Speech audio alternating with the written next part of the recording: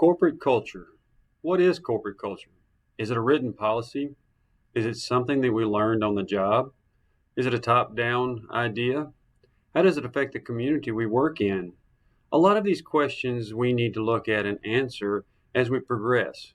But first, let's actually define corporate culture.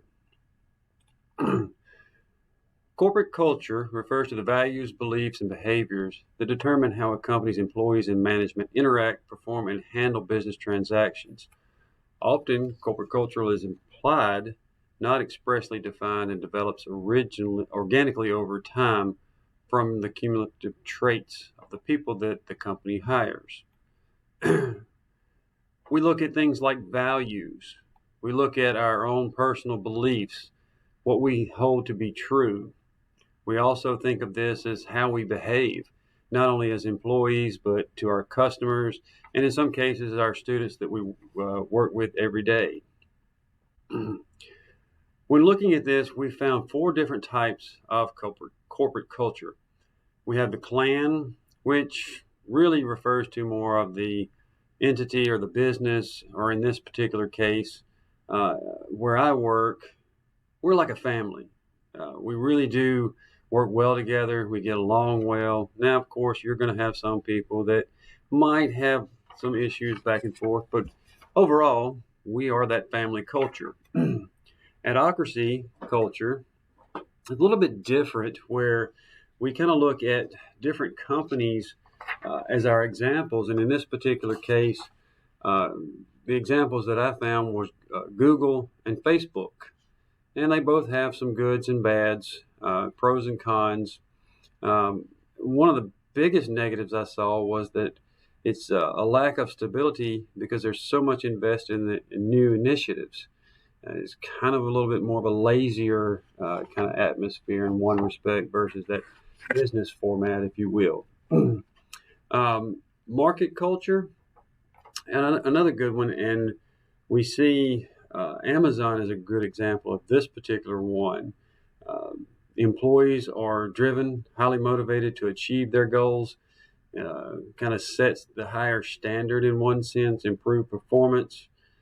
It does encourage constant competition, so that could be a negative. You're competing with other employees from that aspect.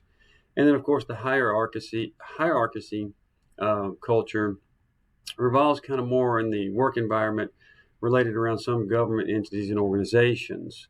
There's some pros and cons to this. I think there's a lot of clarity in the communication and expectations that are given out to all the employees for how they interact with customers. So taking a look at these four again, I'm going to go back to my particular workplace. I feel like we are 100% that family-oriented culture that we have learned growing up as a kid. Now we're in the actual workplace. So let's dig deeper into my workplace. I call this the 5 pillars, based on employees, students, leadership, community, and then our actual department. In my mind, it starts with leadership, and it's kind of that top-down, shared thought process, how we work with students and employees and other departments in a variety of ways. One of the ways that we do this is we have an option at this Jefferson State Community College Leadership Academy. It's a once-a-year class that meets once a month. They go through and they visit the different campuses. We learn more about the administration, what their role is, what their expectations are. They kind of give us a lot of the goals and strategies of the college. Our president actually comes in and has several conversations with us. We focus a little bit on leadership skills and practices, learning to network, interacting with other people in other departments, gathering information and gaining that information that we need to kind of present ourselves in a positive way. And as you can see, this last bullet says explore how the culture fits with the college's vision and mission. And when I did this, it actually was very eye-opening, and I learned a lot more than I thought I would before I took the class. So let's give some better examples of like what we do in our department. And I think we give back. We work with our community. We work with our students, and kind of sharing things like different competitions, different events that we're involved in, doing community classes, working with different restaurant weeks, taking the students out and kind of showing them a little bit about what that is and what's involved in that, and really being involved in the community from that aspect.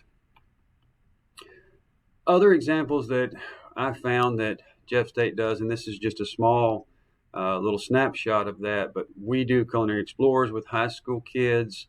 There's Pioneer Players, there's Global Pioneers. We've hosted an adult college night. We have a men-to-men organization. And when we talk about organizations, we also have a Latino Student Association, the Queer Straight Alliance. And then we also work with some of the local high schools for youth leadership development programs. Another good example of how we partner and work with our communities is we have a Jeff State Pioneer Pantry, where it's like a food pantry, a food bank. And that just says a lot about what we do. Summarizing all of this, I do believe that our corporate culture is more like a family while giving back to the community, the students, and also the employees. I have had several conversations with different people around campus about this, and the best thing I can tell you is David Bobo, our marketing director, quoted and was saying that we are all about the community and how we can share, support, and work with each community that our campuses serve. It's a sense of pride knowing that you've helped someone seeking out their needs from Jeff State. And we have kind of the Jeff State little catchphrase is find your place at Jefferson State. And then I think that's really fitting to kind of summarize all of this up, that corporate culture is very important and it's kind of learned and expected. With that being said, here's my resource page, and that concludes my presentation.